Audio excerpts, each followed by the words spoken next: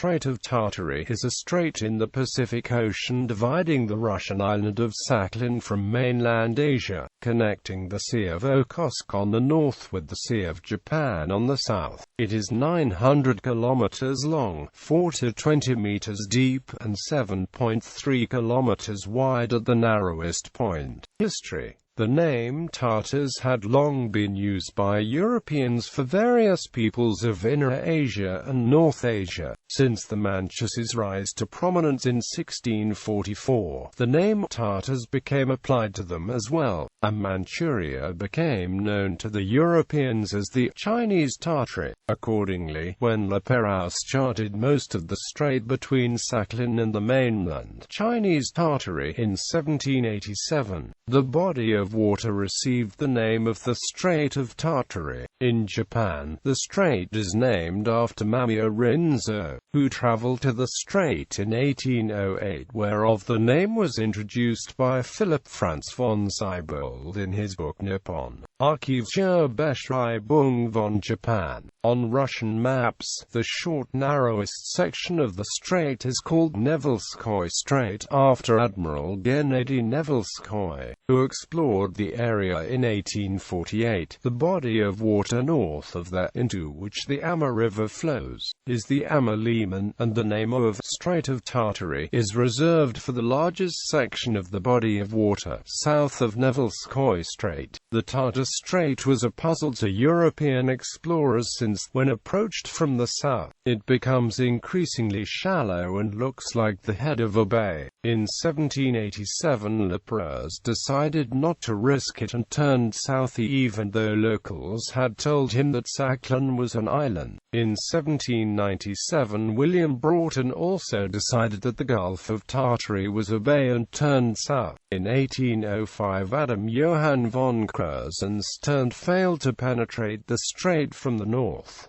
Mamiya Rinzo's journey of 1808 was little known to Europeans. Gennady Nevelskoye passed the strait from the north in 1848. The Russians kept this a secret and used it to evade a British fleet during the Crimean War. Recent history. S-117 was a Soviet Shuka-class submarine that was lost on or about the 15th of December 1952, due to unknown causes in the Strait of Tartary in the Sea of Japan. The boat may have collided with a surface ship or struck a mine. All 47 crewmen died in the incident. The southeastern part of the Strait of Tartary was the site of one of the tensest incidents of the Cold War, when on September 1, 1983, Korean Airlines Flight 007, carrying 269 people including a sitting U.S. Congressman, Larry McDonald, strayed into the Soviet airspace and was attacked by a Soviet Su-15 interceptor just west of Sakhalin Island. The plane came down on the waters off the strait's only land-mass, Monaran Island.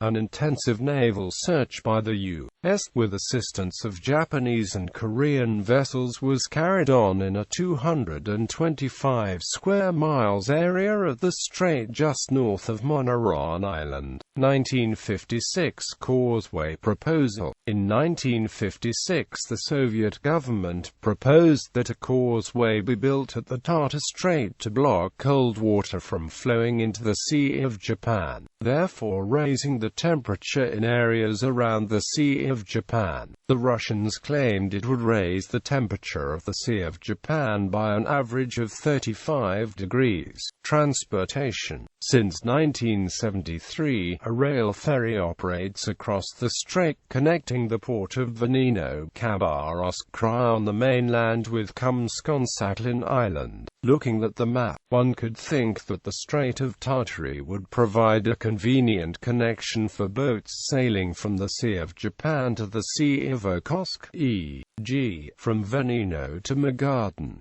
However, according to the SASCO that operates the shipping line, the ships rarely travel that way. The usual winter route from Venino to Magadan is via Tsugaru Strait and around Hokkaido. The usual summer route is via Leperouse Strait and around Sakhalin. Only when coming back from Magadan to Vanino with a low load and in good weather would the ships travel along the shortest route, i.e. via the Amur-Liman, Nevelskoye Strait, and the Strait of Tartary proper. A tunnel under the strait to provide a road and/or rail connection between Sakhalin and the mainland was begun under Joseph Stalin, but abandoned incomplete after his death. Renewed calls for either a tunnel or a bridge have been made by politicians in recent years.